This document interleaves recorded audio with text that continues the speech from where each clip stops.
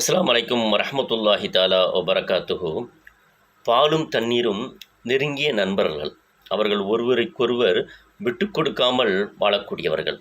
எந்த அளவுக்கு என்று சொன்னால், நாம் இன்று பாலை சமைப்பதாக இருந்தால், பாலிலிருந்து ஏதாவது ஒரு உணவுகளை தயார் செய்ய வேண்டும் என்று சொன்னால், அதில் கண்டிப்பான முறையிலே தண்ணீரை நாம் ஊற்றி தான் ஆக வேண்டும். குறைஞ்சபட்சம் ஒரு 1/2 லிட்டர் பாலுக்கு அ ஒரு 1/2 டம்ளர் தண்ணீராவது அதில் ஊற்றுவோம். அப்படியும் இல்லை என்று சொன்னால் ஒரு 1/2 லிட்டர் பாலை நாம் வாங்கி ஊற்றுகிறோம் என்று சொன்னால், பாத்திரத்தில் ஊற்றுகிறோம் என்று சொன்னால், அதை ஊற்றிவிட்டு பின்பு என்ன செய்வோம்னு சொன்னால், அந்த கவரில் உடனே அப்படியே தூக்கி போட்டுற மாட்டோம்.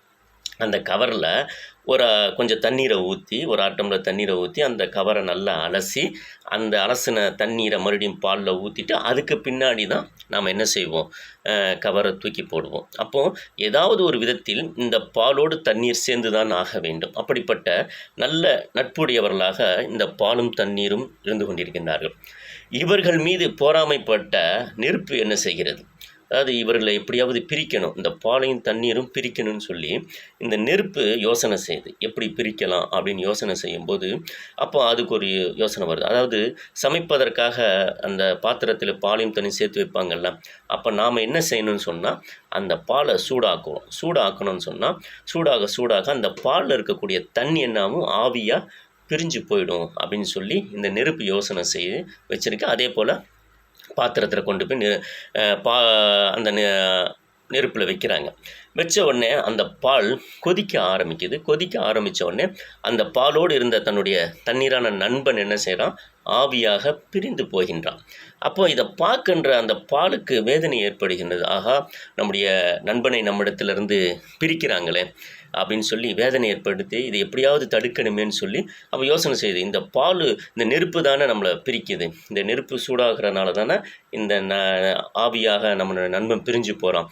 அப்போ இந்த நெருப்பை அணைச்சிட்டா என்னன்னு சொல்லி அந்த பால் என்ன செய்யுதுன்னா பொங்கி வருது, சட்டியிலேருந்து பொங்குது.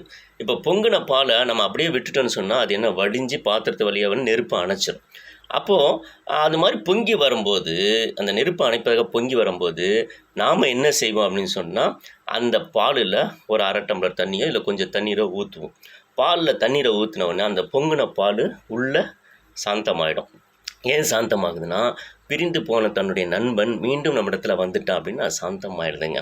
எதற்காக சொல்கிறேன் அப்படின்னு சொன்னால், இதே போலத்தான் இன்று நமக்கு கிடைத்திருக்கக்கூடிய நல்ல நண்பர்கள், ஆண்களாக இருக்கட்டும் பெண்களாக இருக்கட்டும், நமக்காக வேண்டி நம்முடைய பணம், பதவிகள், அந்தஸ்துகள் இதெல்லாம் எதிர்பார்க்காமல் அன்புக்காக, பாசத்திற்காக உண்மையான முறையில் பழகக்கூடிய நல்ல நண்பர்கள் நமக்கு கிடைத்திருக்கிறார் என்று சொன்னால், அவர்களுக்கு ஏதாவது ஒரு கஷ்டங்கள் வருகின்ற பொழுது, துன்பங்கள் வருகின்ற பொழுது அவர்களுக்கு நாம் உறுதுணையாக இருக்க வேண்டும்.